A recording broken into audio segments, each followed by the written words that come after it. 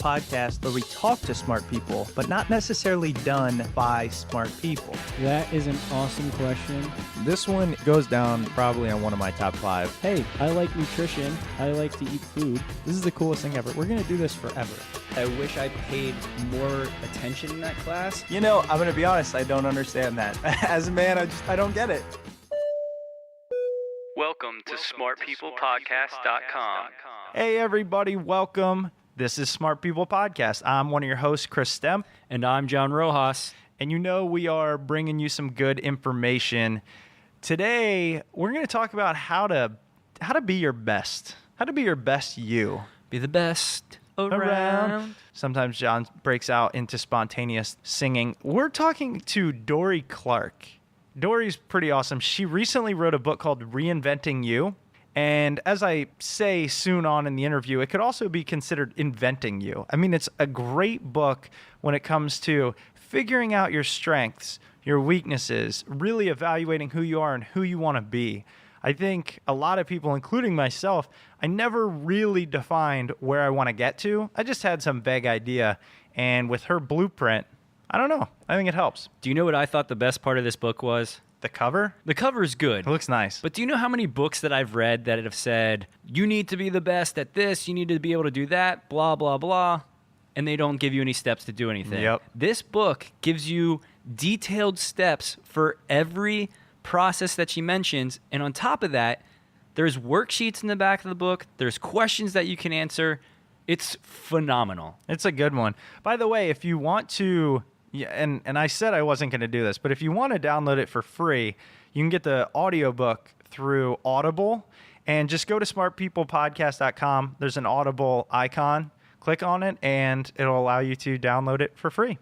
And if you actually want to purchase the book, you can do it through our Amazon page at smartpeoplepodcast.com. Click the Amazon banner at the top of the page, or if you've got ad blocker on, click the Amazon tab and go through the link there. We haven't pitched the Amazon tab in a while. No, we haven't. And it costs nothing to you. Basically, you're going to Amazon like normal. You're adding stuff into your cart. You're making your daily purchases. And it gives us a little kickback. And you are supporting the show. Yeah, you are supporting the show. So we're not going to do too much talking this time, but I just want to tell you a little bit about Dorie. She is, one of the cool things, a former presidential campaign spokeswoman. We mentioned she just wrote a book, Reinventing You, Define Your Brand, Imagine Your Future. She contributes to Harvard Business Review, Forbes, and the American Management Association's publication. She's a columnist for Mint. She owns her own company. She's a consultant and speaker for clients like Google, Yale, World Bank, and one of the coolest things, I wish I could do this, she's a professor at Duke University's Fuqua School of Business. So she knows her stuff, as do all of our guests. We're going straight into Dorie to talk to you about how to reinvent yourself.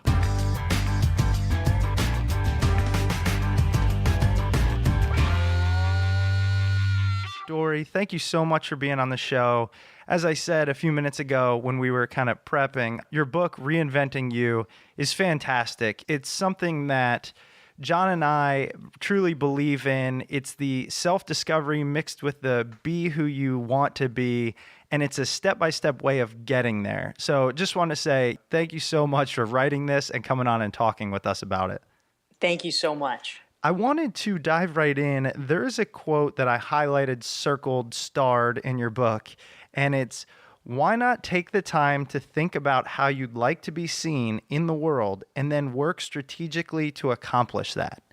And I love that quote because you're saying it's okay to say, here's what I want. How do I get there? It's not, you're not being somebody else. You're not putting on this mask. It's something we should all think about. Yeah, I think that's exactly right. And I'm glad that you highlighted that quote. It's a concept that when I'm giving talks about reinventing you, I really focus in on a lot.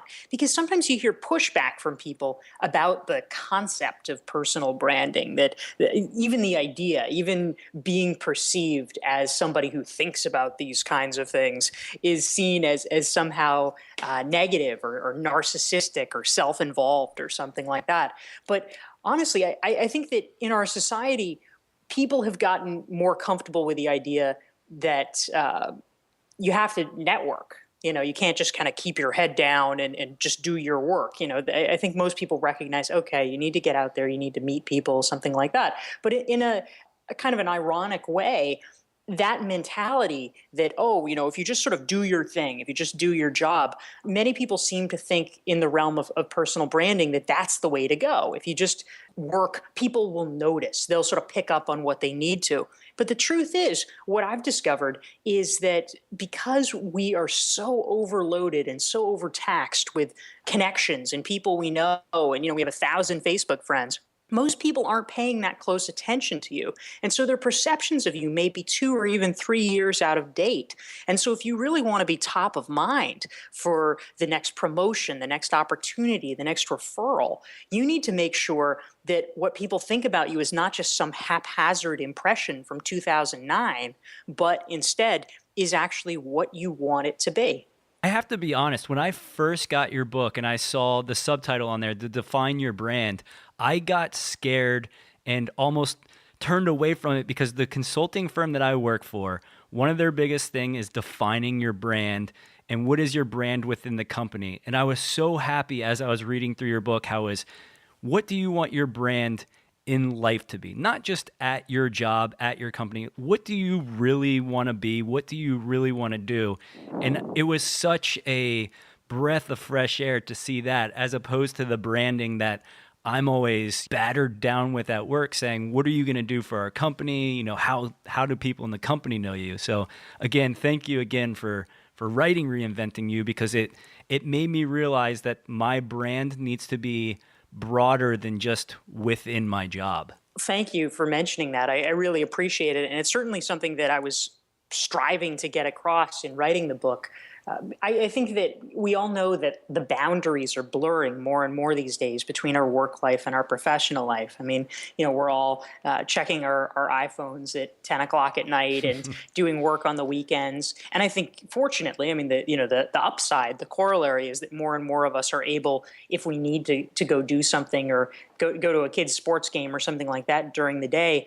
In many enlightened companies, there's more flexibility to be able to do it. But it just means that the boundaries are more permeable. And so similarly, our work brand is becoming our personal brand and vice versa. And I actually think that that's a good thing in many ways. I mean, some people are still kind of freaked out about the idea that, oh no, I don't want my work friends to be, on Facebook or to know things about me or whatever. But, I'm a believer in a transparent society, an authentic society. And the really great news about the internet era is that you can't be someone who you are not for very long. You're going to get discovered. You can't say different things to different people. You can't be two different kinds of people. And the great news is that it means that there's more permission and, in fact, maybe even more of a mandate moving forward to bring your whole self to what you do, both in your work life and in your personal life. As you were saying that, somebody just popped right into my mind. I actually started laughing because I was thinking about Mitt Romney. And, and I'm thinking, hey, man, everybody can film you. Unless you scan the entire room, everyone in it, you're going to be caught on tape somewhere. So you better be saying what you believe in and stick to those guns. I think we all witnessed what can happen when you try to maybe, I don't want to get too much into it, but maybe be somebody you aren't. Yeah, well, presidential politics is the ultimate example. I mean, I actually come out of a background working in politics. I was a spokesperson for Howard Dean during the 2004 campaign cycle. And so I witnessed a lot of this up close, and I've consulted on many political races. And I think you're exactly right. I mean, there really used to be, 20, 30 or more years ago, the case where politicians quite literally would say different things when they were in different rooms. They'll tell the labor people one thing and they'll tell the bosses something else because no one could tape them. There was just no accountability. You knew who the reporters were, and you could just close the door and lock it and keep them out. But now everybody's a reporter, everybody's putting out content, and it keeps us honest as a society, which I actually think is a pretty good thing. I love it too. And that actually is a good lead into Reinventing You isn't necessarily be somebody you aren't or worry too much about that. It's more, well, actually, could you tell us more exactly what you were talking about in the book? Yeah, definitely. I mean, one of the knocks that you also hear about personal branding from people is sometimes there's an erroneous perception that what you're talking about is figuring out what the world wants and then somehow molding yourself to fit that. And in fact, that's actually the exact opposite of what I'm talking about. Because, I think that we are exiting the era where what mattered most was, standardization and fitting in and being like everybody else. And, did you go to the right schools, the same schools, all this kind of stuff. And we're really entering a new era where what matters is how you're different, how you're distinct. What's the value that only you can offer? Because in a globalized society, you really have to be able to pinpoint that. What is unique? Why do we have to have you at the table and not somebody else? And if you can put your finger on that, that's really powerful knowledge. And so what I'm actually talking about when I talk about personal branding, defining your brand, is actually about getting clear on that value that you bring and making the world understand and recognize it rather than the other way around, and you sculpting yourself to fit some kind of preconceived notion. And I also want to say up front that Reinventing You could easily be titled Inventing You. Like, I wish I would have read this before all of my own personal career blunders and screw ups and breakdowns and transfers and all that. Because you, and I will go into it, give the kind of step by step of finding out who you are, what you want to do, that honestly does not get taught. Yeah, it's so true.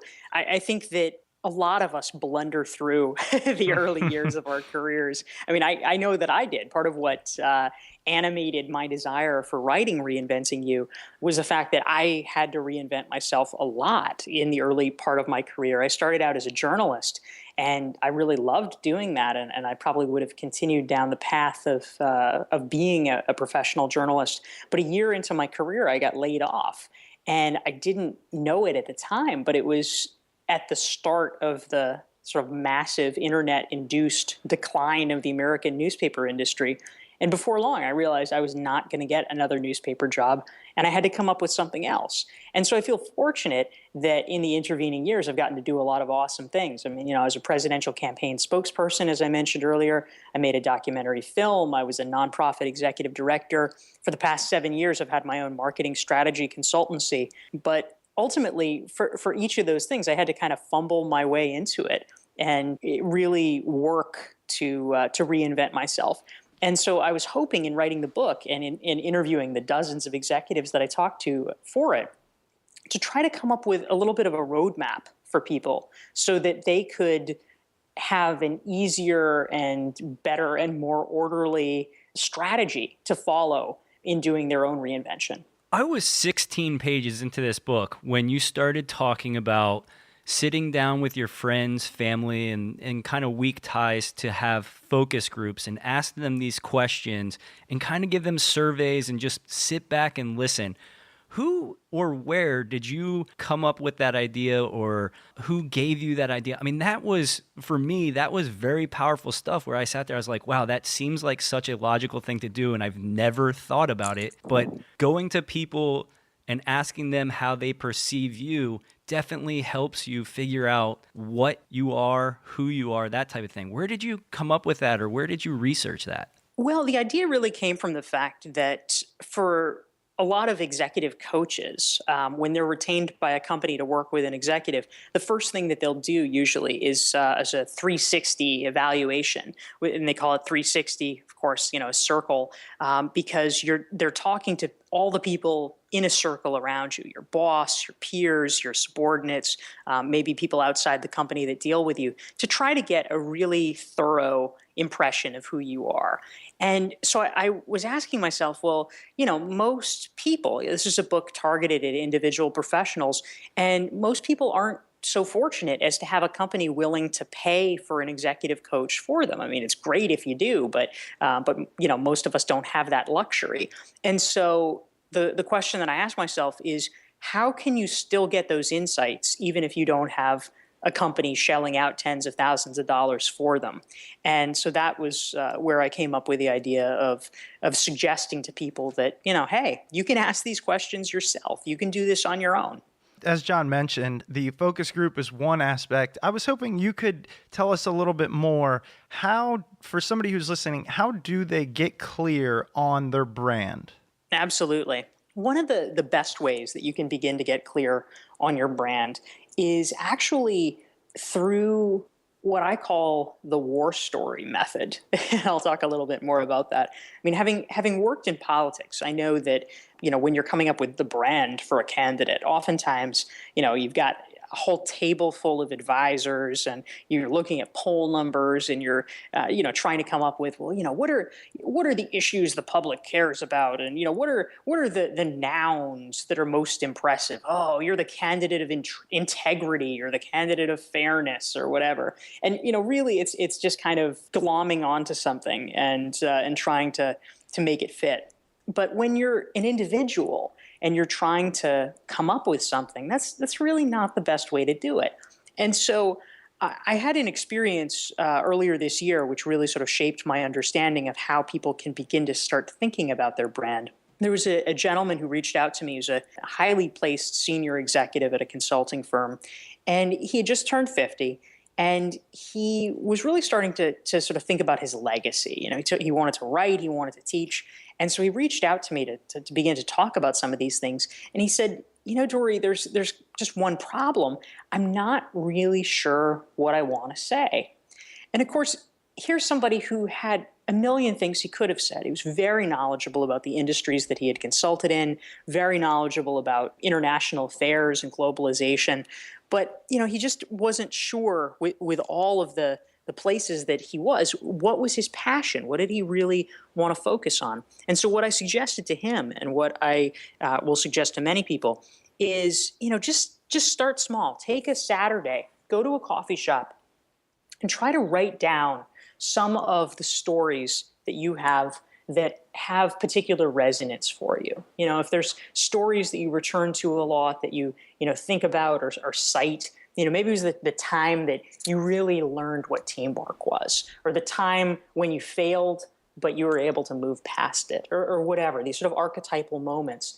And if you begin to write those down, you can actually begin to see patterns. You can begin to find the strands that connect them. And I think that's one of the ways that at a very organic level, sort of bottom up level, you can begin to see what are the issues that animate you and, what are the things that really resonate.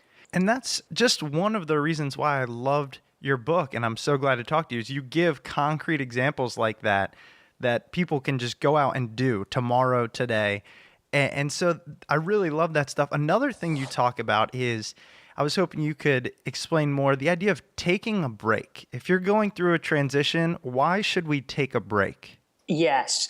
So in Reinventing You, I tell the story about a woman who visited a career coach that I interviewed, a woman named Phyllis Stein, who used to head up Radcliffe College Career Services at Harvard University. And so this woman was a veterinarian. And she had probably the most punishing work schedule you could possibly imagine. For 14 years, she had never taken a vacation, and she also worked 7 days a week. And so she was completely burned out. The first thing she said when she walked into Phyllis's office was, "I never want to see another animal again." And, obviously, this is a woman who got into being a veterinarian because she loved animals. I mean, that was there somewhere, but she was burned out. She was messed up, frankly, from this. And so Phyllis realized immediately that in this state, she could not help this woman. I mean, it would basically be like, taking a starving person that you've just rescued from the Sahara and saying, "Oh, well, so what are your future plans for yourself?" I mean, you need to get them hydrated first. You need to, give them the, IV infusion so they can actually get to a place where they can think rationally and clearly. And so Phyllis said, "Look, I can't help you now. You need to take a really long vacation and then come back." And so the woman did.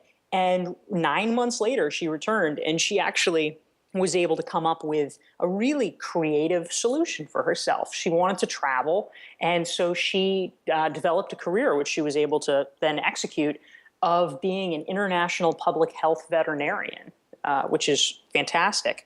And so I think for many of us, we get so into the day-to-day of our lives and our careers that you really lose perspective. I mean, everything is about crossing off the next to-do item, or cleaning out the inbox, or what have you. And getting a little time off, getting a little perspective can be tremendously valuable. I mean, I know personally, about a year and a half ago, I took a month off. I went to India, and I really wasn't sure, because I was going to be traveling around a lot, what my internet access situation was going to be. And so, I would check email a couple times a week, but I turned down a lot of consulting work. I left a lot of money on the table, because I said, look, I don't want to be bothered during this time, essentially. I want to be able to live it and to enjoy it. And when I came back, it was fantastic. I felt like I had a lot more perspective. And in fact, at the time, the day after I returned, I wrote a blog post, which then became probably my most popular ever on Harvard Business Review. And I think that I was largely able to do that because I could see things in a new and more creative way upon my return. I love that part about the blog post, because I won't go into it, but this podcast came out of that break. John and I were just at this breaking point. I was completely switching careers. John was thinking about it. And a couple of us moved across the country, took months and months off, and started to realize, okay, we want to learn from people. We want to talk to really smart people, or people who are living their dream or their passion. And it turned into this, which has snowballed into a bunch of other things that you can't see when you're in that day-to-day. In the same way that blog post and what it's probably turned into, being a book deal or whatever it might be, you can't see that when you're so concerned with the job of the day. That's exactly right. You need perspective, or else all you will be capable of doing is these sort of minor marginal improvements. You'll never be able to actually take the exponential leap if you don't allow yourself to grasp that perspective. So going with the theme of just this useful things you can do, one of the topics in your book, you talk about when to go back to school versus when not to. And I think that is a decision facing many people these days with the recent economic climate and not knowing the value of, say, an MBA anymore because it's so expensive. So could you talk about how to decide, or how to at least work towards that decision?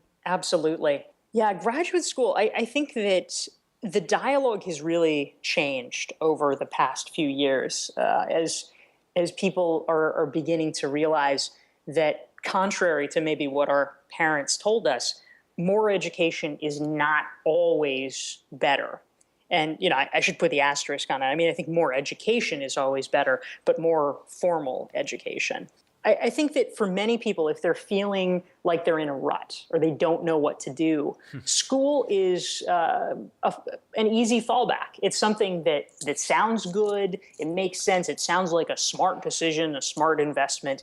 And in some cases it is, absolutely. I mean, if you decide that you want to be in a field that, for instance, is professionally licensed, then you have to. And so, there's really not a debate. If you're going to be a lawyer, you need to go to law school, and that's the end of it. But for many people, they seem to think that, oh gosh, if I just get that journalism degree, maybe I can get a job as a journalist. And sadly, there's no jobs as journalists anymore, so I don't know that that's really going to work. Many people think that an MBA is a panacea, or a master's in psychology or something like that. And these are all great things, but you have to triage it a little bit. You have to ask yourself some questions. I mean, one is, who's paying for it? Because if you're in a position where you're lucky enough that your parents are paying for it, or you have a spouse that it has enough money and is willing to underwrite it, and they're encouraging you, then God bless you. That's great. Go off and learn and do it. If you think that it will be useful information then by all means, it probably will, and it'll probably be a really great experience for you. Another question is if you're getting into a top program. I mean, I think more and more there is a really big distinction between the few at the top. You know, you say the 1% and the 99%. I mean, if you're getting into Harvard Business School or Stanford or Duke, which is where I teach at the Fuqua School of Business, I mean, those are really brand name institutions, and they can really lead you places. If you are getting into something that does not have the same cachet or the same alumni connections, the value is a lot more limited. And finally, there's the question: could I get this knowledge in another way, a cheaper way? You know, sometimes if you're a journalist and you want to make a name for yourself, you don't necessarily need a master's degree. You might just want to start a blog and really try to drive traffic to it. And sometimes that can do the trick even better. That's what I was going to say. If you want to be a journalist, just write. Start writing. Yeah. That's it. If it's not easy, but it's definitely not that easy. So that's great advice there. Another thing you talk about is getting a mentor. And the mentorship thing, as I kind of dove into this whole idea of reinventing you over the past couple of years, it's common advice. But the one thing that you do that often some people don't is you talk about how to get a mentor, what to do for your mentor as opposed to what they can do for you, what to look for in a mentor. It's a very important thing, in my opinion, hopefully everybody listening. So could you kind of talk about the mentorship that you talk about? In fact, just 2 days ago, I was down in Washington speaking at the National Geographic Society, of all things, and they have a mentor program there, and they invited me down to speak to their group of mentors and mentees about this issue. So I think it's one that really is resonating with a lot of people. One of the challenges is that, last year for my Forbes blog, I interviewed a guy who's a Harvard Business School professor named Tom DeLong. And he has a theory, which I really agree with, which is that we've kind of faced a seismic shift in the workforce. Most people who are over 40 have had the benefit of experiencing really good mentors or really good, coaches or teachers or someone early in their career that was able to help them out. But he says, and from my experience, I think this is true, that most people under 40 have not experienced that. And so you almost have this like holy grail, like, oh, I need a mentor, but no one has mentors. Where are the mentors? And it's because so many of the high performing people that in the past would have been great mentors, the best mentors, the performance pressures, and especially the financial and rainmaking pressures on them has intensified dramatically in the past 20 years, but I mean, especially since the Great Recession. And so they just don't have time for this anymore. And so one of the points that I make in Reinventing You is the importance of not necessarily, hunting for that one perfect person, but looking more broadly. And, just because you don't have, the one person to teach you everything doesn't mean you can't learn from other people. And so look around you, look at your friends, your peers, even your subordinates, your interns. They probably have traits or qualities that you admire. Maybe, one person's really good at using social media, or another person is a great networker, or another person is, really fantastic at knowing how to do work-life balance. And you can learn pieces from a lot of people, sort of have your own informal mentor board of advisors.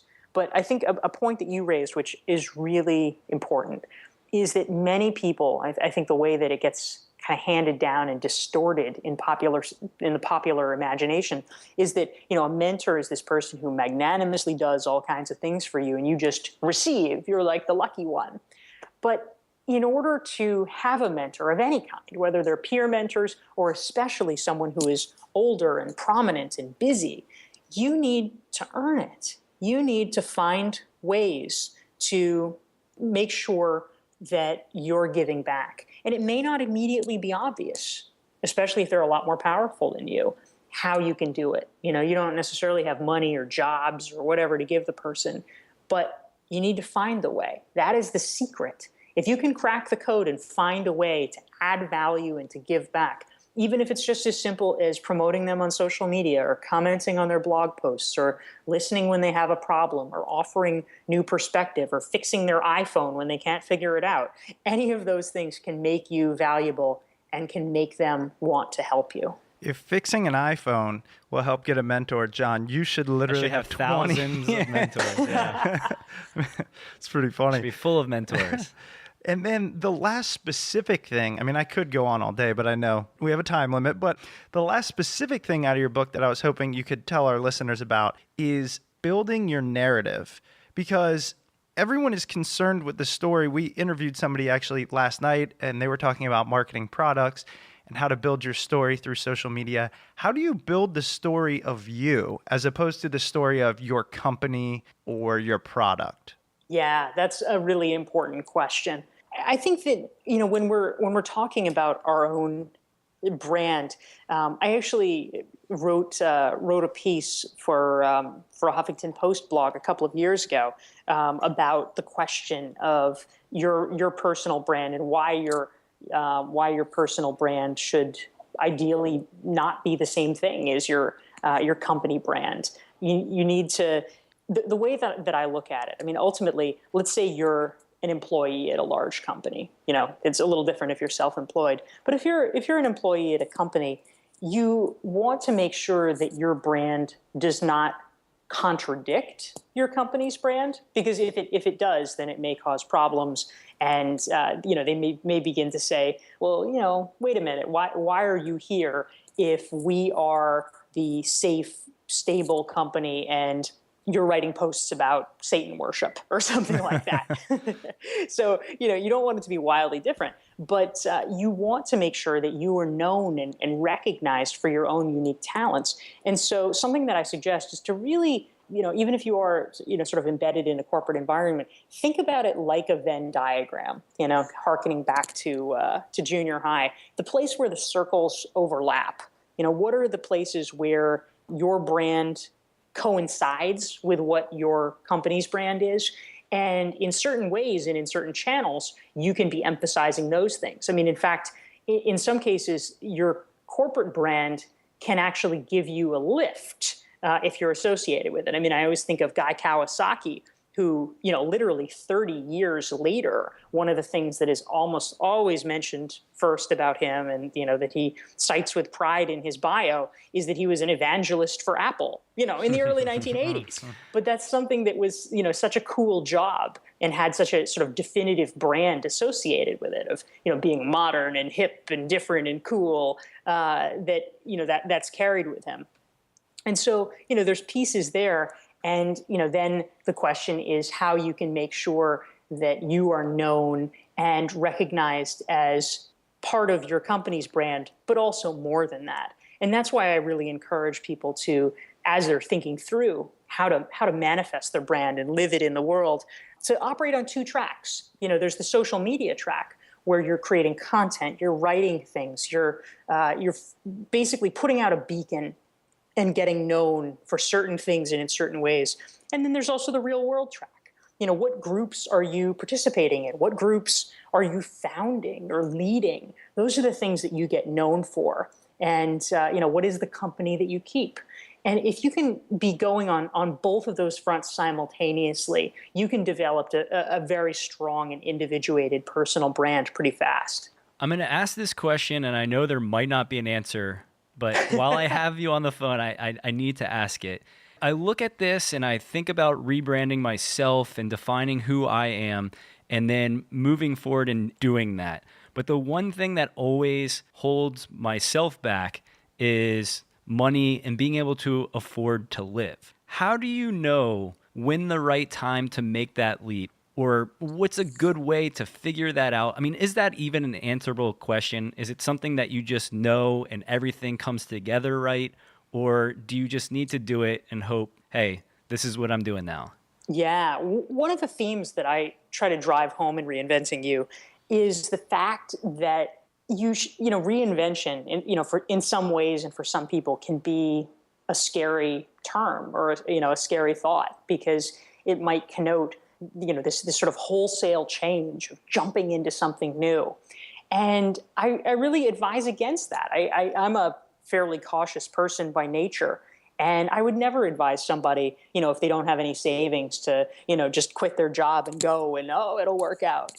I want people to be careful, but I do try to lay out a little bit of a guidepost so that people can do it. I mean, the way that I would think about something like this, because I have done this myself many times, but most recently, 7 years ago, when I started my company as a marketing consultant, I had a job running a nonprofit, and I quit, and I didn't have any clients. I had zero income coming in, and I thought I'm going to start this business, and it might have seemed risky to other people, but in my mind, it actually was not too bad for a few reasons. I mean, number one, you need to evaluate and sort of constantly be taking the pulse of how much you either like or dislike what you're doing now. Basically, it's like, how bad is the alternative? If you're at a place where you are miserable every day and you hate what you're doing, then regardless of how much money you make, it may be worth it to you just to leave that. And that's something that is worth keeping in mind. Another question is, what are the outgoing expenses that you have to keep in mind? I try to really make a point of always living below my means, and I'm kind of obsessive about saving. And the more that you do that, the more freedom and autonomy you ultimately have. So if you're able to kind of cultivate that, that's great. And then the third piece is thinking through your baseline. I was as a nonprofit executive director, I was making so little money that it was actually like, geez, if I can just get 2 or 3 clients, I can probably make more. So it didn't seem too bad. But you can do all those things, and you don't have to jump off the cliff.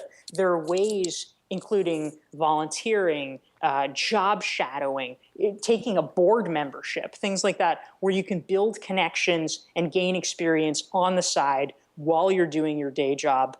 And hopefully, when you actually do decide to make some kind of a change, that you're able to do it with enough of a cushion or enough connections that it's not really such a dramatic move after all. That reminds me of something I highlighted in your book that I haven't got a chance to check out yet.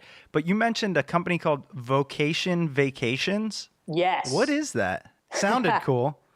Yeah, it is. It is a pretty cool concept. It's run by a guy named Brian Kurth, and they've rebranded themselves since my book came out. They're now called Pivot Planet, so you can find them there. But I think it's really a terrific idea. Basically, the model is that they have a pool of people who have every career you can possibly imagine. Some of them are sort of archetypal dream careers that people might have, this person owns a bakery, or this person's a freelance writer, or this person is a travel photojournalist, all those kinds of things. They also have ones that are truly wacky, like an alpaca rancher and a schooner captain. And, so they have this whole roster that you can pick from. And if you are looking for inspiration, either, just to have fun and try something out for kicks, or if you're really serious and want to make a move, you can pay to either do job shadowing for a few days, a week, or if you want to have a more moderate investment, you can have phone or Skype mentoring with these people. And it really enables you to try something out before you, in the case of an alpaca rancher, before you actually, start buying ranches or things like that. You can test it out and see if it's something that really does appeal to you, which I think is enormously powerful, because that's, iteration is honestly the only way that we will know for sure. Yeah, it goes back to the fact John and I have been hearing a lot through interviews recently. It's the experiential learning. It's do things, and that's the only way. You can read about them, you can think about them, but until you do it, you don't know how it fits with you. And it makes sense once it gets kind of drilled into you. Exactly. Well, Dorie, thank you so much for being on the show. As we mentioned, your book, Reinventing You, is fantastic. We only kind of grazed the surface of all the advice, the steps that you give in there to help people learn about themselves, where they want to go, what they want to be, how they want to be seen. where else can our listeners go to find you? I know you do a lot of writing, and so if they want to kind of consume what you put out there, where can they find you? That's great. My website is dorieclark.com, which is DORIECLARK.com. I blog regularly for Forbes and the Harvard Business Review, and I link all of those posts off my website. I'm on Twitter at Dorie Clark. And of course, my book is Reinventing You, Define Your Brand, Imagine Your Future, which is available online at Amazon, Barnes & Noble, and all kinds of fine real-world bookstores too. Awesome. And we will put a link to pick up your book at smartpeoplepodcast.com. So again, thank you so much for being on the show. We really appreciate it, and we love what you have to say. Gentlemen, thank you so much. This has been a pleasure. All right. Have a great night. You too. Thanks. Bye-bye. That was Dorie Clark. If you guys enjoyed the interview, tweet at her at Dorie Clark. Tweet at us, Smart People Pod. Let's have some conversations. We can talk about the show, what you liked, what you didn't like, or anything else. How's the weather? Actually, just tweet at her. I love it when people do that. They're like, hey, at Dorie Clark, heard you on at Smart People Pod, loved it. You guys rock. It's the coolest. It's one of the coolest things to get. You can actually write whatever you want. You don't have to listen to what Chris says each week. And I know he really wants to see these tweets, but they happen. I like them. Write whatever you'd like. And if you want to tell us you enjoy what we're doing, or even if you don't, but preferably if you do, on iTunes you can leave us a review, and that helps as well. We hope that you are getting value out of our shows, because that is why we do it every week for the past 100+ episodes. It's fun, and you guys are the best when you email us and say, good stuff, enjoyed your episode on the way to work, blah, blah, blah. It's really great. So thanks for listening. Thanks for dedicating this 30 to 40 minutes to our show. Have a great week. Laters on the Minjay.